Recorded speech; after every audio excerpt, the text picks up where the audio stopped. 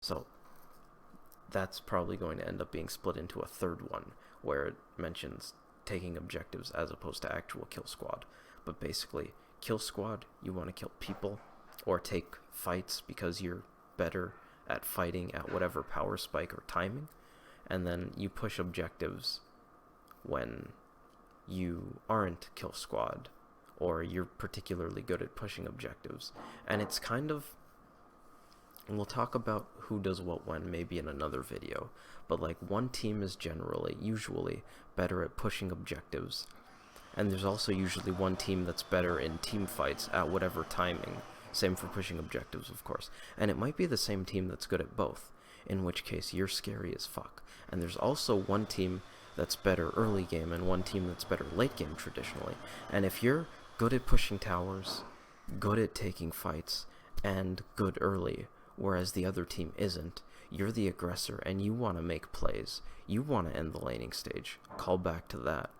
Because the other team wants to play passive, hope the game goes long, and hit their late game timing where maybe they're better than you, or at the very least they can keep up.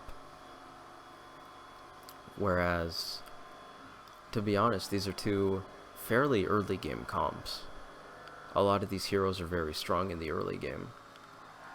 In fact, I'm not very familiar with Riki, but I don't know Enchmid whatsoever. That would be a Jhin thing, but like, these are all very good early game heroes. They have good early game power spikes, so maybe neither team particularly has an advantage early game versus late game.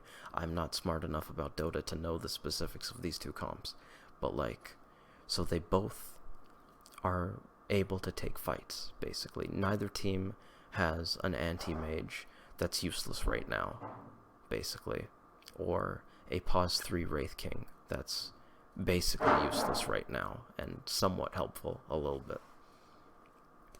So it's not you don't necessarily know who specifically needs to make plays right now or end up on the back foot later. Like, you don't necessarily know who the late game comp is, who the early game comp is. But Dire side definitely has better tower push thanks to the Lycan. So they're the ones who are going to be better at taking towers.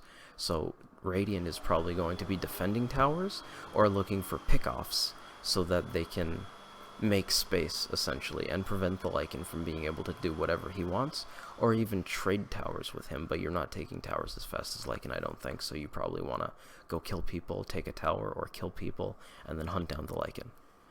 That's it for now. I'm tired. Mouth hurt. We'll talk more about the mid-game in the future, because now we can actually talk about so many mid-game concepts. It's exciting as fuck. I look forward to it.